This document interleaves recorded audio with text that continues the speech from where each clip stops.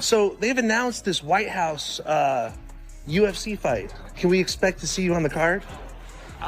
Look, I won't guarantee anything to anybody, but I'm getting strong vibes that Jon Jones is gearing up for a potential UFC return. And this time around, we're talking about something way bigger than his usual fights. You feeling Sean Strickland?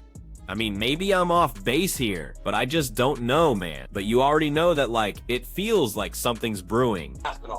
But I feel like Dana gained so much leverage after that, because, like, Conor McGregor doesn't want to miss that. Jon Jones. He's locked in on this massive showcase fight. His training has shifted big time, especially after he put it out there that he wants to work alongside the fresh UFC middleweight champion Khamzat Chimal. These two crossed paths not too long ago, and Jones made it crystal clear he's excited about bringing Chimal into the mix. If this partnership actually happens, it could boost Chimal's game to another level, while showing that Jones is dead serious about getting back to elite form, even with all the question marks hanging over what he does next. I watched you do an interview. You spoke so highly, so respectful of Jon Jones, calling him the GOAT. People are already looking at you as probably one of the greatest to ever do it, and you're so young in your career. Do you feel Jon Jones is the GOAT of the UFC? Of course, he is a GOAT of MMA, bro. But if somebody could be a king of MMA, he's a king of MMA. So that guy is such a good guy and a crazy fighter. And I like to watch his fights, and I like to watch his eyes. How special he is. You know, he wanna fight. If it's going bad for him, I don't know, some way he will work out there with the win there. You know, so he's special guy in MMA, and we can't say this guy is MMA. You know, he's legend. Happy to see him finish now undefeated. I hope he never come back.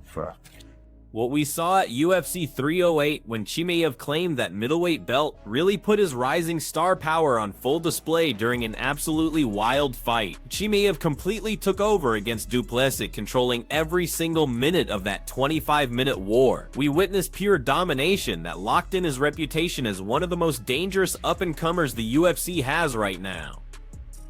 Jones definitely took notice based on how he hyped him up online, and since they clearly respect each other, it makes total sense that Jones would want to team up with Chimaev. Said that you are the scariest guy in MMA. That's a huge compliment coming from Khamzat. I'm a big fan of Khamzat. I don't think he has any reason to toot my horn or to even be humbled. He doesn't have to be. I mean, heavyweights fear him, and the fact that he has so much respect for me really means a lot. It shows me a lot about his character, his humility to be able to compliment someone in such a huge way. So I'm very grateful and honored. After calling it quits earlier this year, Jones seems to be having second thoughts about that decision. Dana White basically confirmed Jones was done, but now this potential White House showdown in 2026 has gotten Jones fired up about competing again. Jones already went public about wanting to be part of whatever goes down next year, but White has some serious reservations about putting Jones in that spot, mainly because of all the baggage from his past. While McGregor coming back looks like a safer play from Dana's perspective, Jones isn't backing down. He jumped back into the testing program, showing he's ready to fight and keeps grinding, hoping that White House opportunity stays within reach. Team opponent. I would want to think of whoever's holding the belt at the end of the year. Any possible names you think?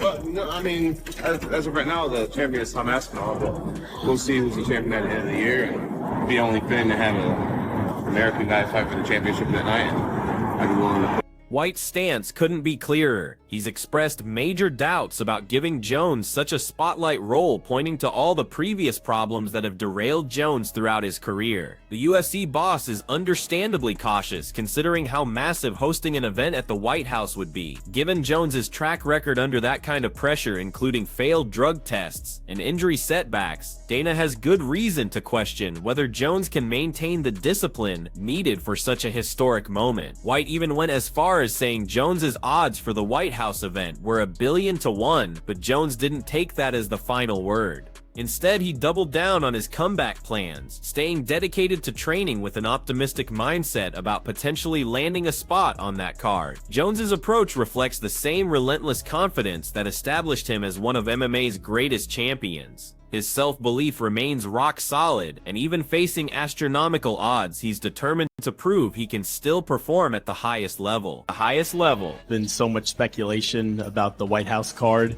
I've seen a lot, obviously, what you said recently to Jim Rome. Just wondered, at this point, is there anything in the next few months or several months that John could do where you could say, okay, I actually trust him to put him on that card? Let me ask you, what do you think John would do in the next couple of months that would make me trust putting him on the White House card? Well, I would not trust him, but I would like to see him fight Aspinall on that card down the road. So I already said that I don't trust him, and you're asking me what could he do for me to trust him in the next 3 months. You don't trust him. Well, yes, but you talk to him. I don't. Yeah. No, I don't talk to him either. I haven't talked to him at all. Well, there's a greater chance you'll talk to him than I'll talk to him. Yeah. I would not bet on, if I had to make odds, it's 1,000,000,000 to 1 that I put John Jones on the White House card.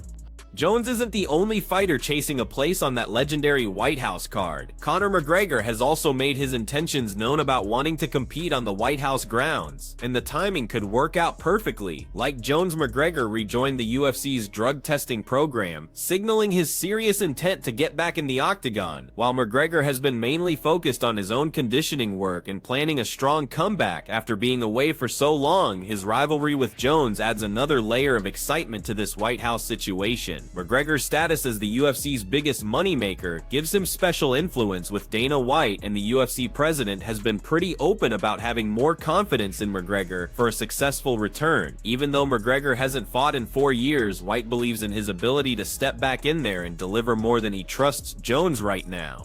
Said everyone's trying to get on it. Who are the sort of people blowing up your phone trying to get on it? Well, I mean, everybody wants to be on this card. I mean, you don't even have to know who's blowing up my phone. You can just see it all on the internet. But you know, the fight's a year away, so the landscape will change a lot over the next year.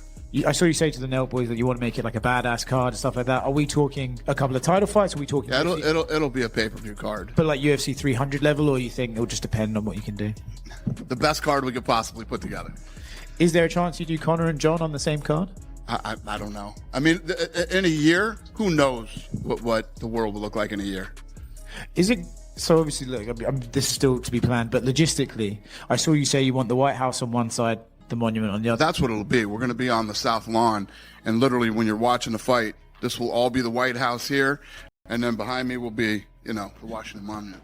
This whole event represents an incredible opportunity for UFC fighters, but it comes with unique challenges too. According to Dana, the planning is still in early phases, and White revealed that discussions about specific matchups won't begin until after January 2026. Organizing something this significant is obviously incredibly complex. But while both Jones and McGregor are pushing hard to participate, it's unclear whether the UFC will be willing to take the risk of featuring either one in such a high-stakes environment. Jones continues his training regardless, keeping himself ready for any shot at making the White House card. Right now, Jones stays prepared, believing his chance, no matter how slim, is still worth fighting for. Retired, I felt like I've done it all in the MMA space. There wasn't too many more challenges for me. I just wanted to do something more than championships and money. Donald Trump mentioned that he wanted to have a fight at the White House. That just seems like such a huge opportunity. I'm a very proud American. I have a lot of close friends that are in the military, so I'm back. Chimaev also seems to be chasing that once-in-a-lifetime chance to perform at such an enormous event, though he recognizes the intense competition for spots on the card. The UFC roster is packed with fighters eager to grab the opportunity to compete on the White House lawn, and Michael Chandler is one name that really jumps out. Chandler, who's been trying to finalize his long-awaited showdown with McGregor, has expressed his interest in fighting on this prestigious card. He even mentioned he would absolutely love to face McGregor at that venue. Chandler's motivation aligns perfectly with his goal to finally meet McGregor inside the cage, and he believes the White House event would provide the perfect setting for that battle. However, despite his enthusiasm, Chandler has also acknowledged that McGregor's comeback is far from guaranteed, and given all the uncertainty surrounding McGregor's return, Chandler is trying to manage his expectations. My take: I'm planning on being at the White House next year. McGregor and Chandler represent just some of the elite contenders competing for placement, but each fighter faces their own specific obstacles in trying to earn a spot. For Jones, it's about convincing Dana White that he's still reliable enough to headline such an event despite his troubled history. For McGregor, the challenge is demonstrating he can still compete at championship level after such a long layoff, and for Chandler, it's about securing the fights he wants while staying focused on his own preparation. Multiple moving parts are at play, and while the White House card is still far off, it's obvious that every fighter involved is taking this seriously. As for Jones, his dedication to earning a place on that card seems unwavering. Even with Dana White continuing to express doubts, Jones is moving forward with his training, putting in all the work necessary to be ready for whatever opportunity comes up. Whether he ends up headlining the White House event or not, his determination is undeniable. After all, it's taken much longer odds than 1 in a billion for Jon Jones to reach the top before.